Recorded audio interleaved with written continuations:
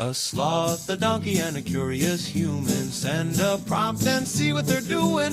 One hits record with a question on his mind. Two brothers pick it up, see what they find. Corn takes his time, Herman's got the facts. Back and forth, they never hold back. My weird prompts, come on in, that's where we begin. My weird prompts, glad you're here. This episode was generated using artificial intelligence. Please verify facts. You know, Corn, this whole show runs on GPU compute, and we wouldn't be here without Modal. Seriously. And that's what powers all our text-to-speech. Everything you're hearing right now. They're an AI infrastructure platform. Developers use them to run GPU workloads in the cloud with zero infrastructure headaches. If you're building anything with AI, check them out. Modal.com. Alright, Herman. I want you to picture this. You're at home, you've got your little server humming away in the closet. Maybe it's running Home Assistant, maybe it's a personal Git instance, maybe it's something for tracking your cat's every movement. And you need some device out in the wild, like a GPS tracker or a friend's phone, to be able to talk to it. The first instinct is to just open a port on your router, right? Forward port 443 to your server and call it a day. And the second instinct, if you have any survival instinct at all, is to immediately abandon that first instinct, because it sounds terrifying. It should sound terrifying. That first instinct is basically putting a kick me sign on your home network's forehead and posting your home IP address on a billboard. You're directly exposing a service on your home network to the entire internet. The entire, occasionally very hostile, internet. Which is why today's prompt from Daniel is so relevant. He's asking about a specific architecture for this exact problem. The idea of using a cloud VPS, a little virtual server you rent for a few bucks a month, as a secure middleman, a relay. So your home server never has to have an open port, and your home IP stays hidden. And he specifically called out a project called Pangolin as an important player in this space. So let's talk about building this kind of hybrid setup, and really dig into the cybersecurity pros and cons. This is a fantastic topic, and it's one that hits that sweet spot for our listeners. It's practical, it's technical, and the security implications are non-trivial. The core challenge, as you framed it, is the tension between utility and security. Self-hosting gives you control and privacy, but to get utility from it outside your local network, you need some kind of ingress. The cloud relay model is a really elegant way to solve that. You're essentially using the cloud provider's robust, well-defended network edge as your front door. So let's break down the mechanism. How does this actually work? I set up a VPS on DigitalOcean or Hetzner. I install something like Pangolin or maybe just a vanilla Nginx reverse proxy on it. Then what? How does the traffic from the GPS tracker in Timbuktu get to my Raspberry Pi in my living room? The magic is in the tunnel. Your home server initiates an outbound connection to your VPS. This is key. Outbound connections from a home network are almost never blocked by your ISP or your home firewall. You establish a secure encrypted tunnel, commonly using WireGuard or a persistent SSH tunnel from your home to the VPS. Think of it like this. Your home server builds a private armored tube that starts in your closet and pops out at the VPS. The VPS doesn't need to know your home address, it just knows the tube is there. Now, your VPS has a public IP address. The GPS tracker sends its data to that public IP. The VPS's reverse proxy receives that request and then says, this is for the Tracar service, I know a tunnel for that. It then forwards the entire request down that pre-established encrypted tunnel to your home server. Your home server processes it, sends the response back up the tunnel, and the VPS relays it back to the tracker. So from the tracker's perspective, it's just talking to a server at your VPS's IP address. It has no idea that the actual processing is happening on a completely different network, tucked away behind a residential ISP connection. The VPS is acting like a very secure, very discreet butler. The security model improves dramatically. First, your home IP address is completely hidden. Attackers scanning the internet see the VPS's IP. If they decide to launch a denial of service attack, they're hitting the VPS provider, who has massive bandwidth and mitigation capabilities, not your home connection, which would crumble. Second, the attack surface on the VPS is much smaller and more manageable. You can harden that one server, run only the reverse proxy, keep it patched. It's a dedicated fortress wall. Your home server is now a protected asset behind that wall, not the wall itself. And you're not just protecting against external attackers. You're also protecting against yourself in a way. I've definitely, in a past life, configured a firewall rule wrong and accidentally exposed something I shouldn't have. With this model, the blast radius of my own incompetence is contained to the VPS.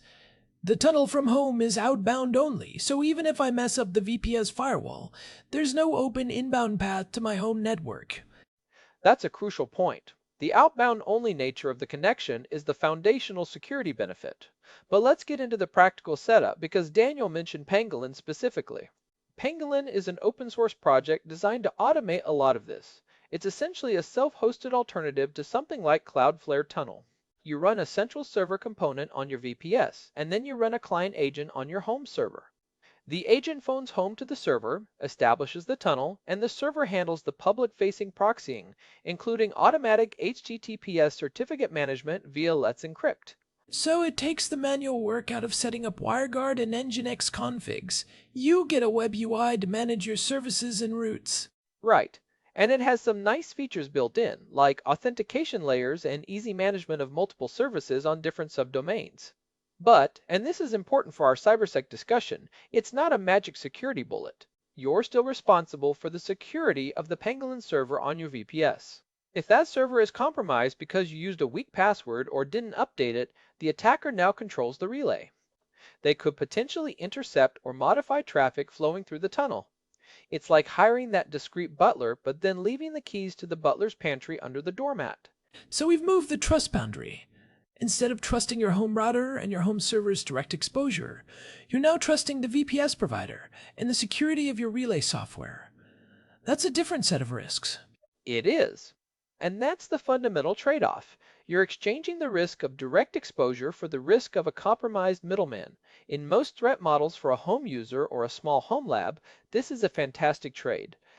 The VPS provider's infrastructure is almost certainly more secure than your home network. The attack surface of a well-configured Pangolin or a minimal Nginx setup is much smaller than that of a typical home server running a dozen different services.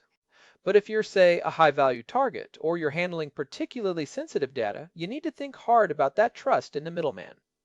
You might want to add application-level encryption on top, so even if the tunnel is compromised, the data itself is still protected. Let's talk about alternatives, because Daniel's prompt specifically mentioned that this can feel less scary than implementing Cloudflare or Tailscale routing. Why would someone choose this DIY VPS relay over something like Tailscale, which seems to offer similar benefits with probably an easier setup? That's the million-dollar question in the self-hosted community right now. Tailscale is brilliant. It builds a mesh VPN using WireGuard under the hood. You install it on your devices, your home server, your phone, your laptop, and they can all talk to each other directly, securely, no matter where they are. For accessing your own services privately, it's arguably the best solution. But there's a key difference. Tailscale is primarily for creating a private network between your own devices. Exposing a service to the public internet, like a GPS tracker that can't run Tailscale, is a different use case. Right. The tracker just needs to hit an HTTP endpoint. It can't join my Tailscale network.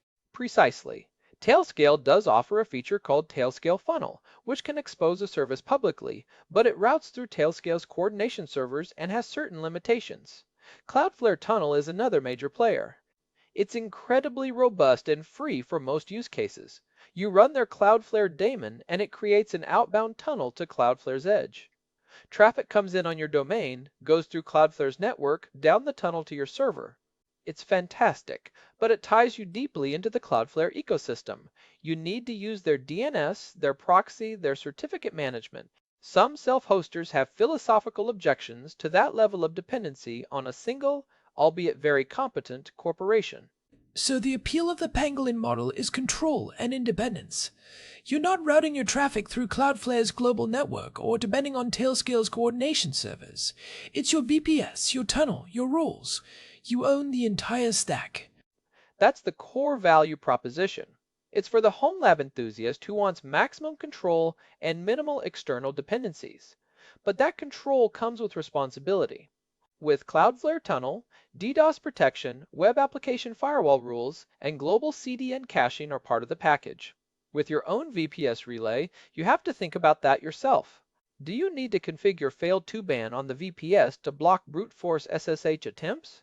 Should you put an iptables firewall in front of Pangolin, limiting access to certain geographic regions if your service is only used locally? How do you monitor the tunnel's health? It's the difference between renting a furnished apartment in a building with a doorman versus building your own house. You get to choose the paint and the locks, but you also have to install the security system and mow the lawn. And that leads us to the practical cybersecurity checklist. If someone goes down this path, what are the non-negotiable steps to not shoot themselves in the foot? First, harden the VPS. Disable password authentication for SSH, use only key-based auth. Change the default SSH port from 22 to something else. It's a simple step that stops a huge volume of automated bots. Set up a strict firewall using UFW or iptables that only allows traffic on the ports you absolutely need, probably just 80 and 443 for web traffic, and maybe your SSH port from your home IP only. Keep the system updated, unattended upgrades are your friend. Second, secure the tunnel itself. If you're using WireGuard, keep the configuration keys safe. If you're using Pangolin, use a strong admin password and enable two-factor authentication if it supports it. Third, think about TLS. Terminate TLS at the VPS. Pangolin and Cloudflare Tunnel handle this automatically. If you're doing it manually with Nginx, use Let's Encrypt. The traffic between the VPS and your home can be over the encrypted tunnel, but having TLS into the VPS means the public-facing endpoint is properly secured. What about monitoring? You can't just set it and forget it. Absolutely not. You need to watch the logs. Set up log monitoring for the reverse proxy. Look for unusual spikes in traffic, repeated failed login attempts if you have an auth layer. Monitor the tunnel's connectivity. A simple ping from the VPS to a known service on your home network through the tunnel can be a basic health check. You could even set up a free external monitoring service like Uptime Robot to alert you if the public endpoint goes down. The point is, you've taken on the role of a systems administrator for this small piece of public infrastructure. You need to treat it as such. Maybe set a monthly calendar reminder to review logs and check for updates. Let's circle back to the MCP example Daniel mentioned. Model Context Protocol servers. That's an interesting emerging use case. If you're running a local LLM and you want to give it tools, like access to your calendar or your files, you might run an MCP server on your home network. But maybe you want to access that MCP server from a cloud-hosted AI agent. How does this architecture fit? It's a perfect fit, actually.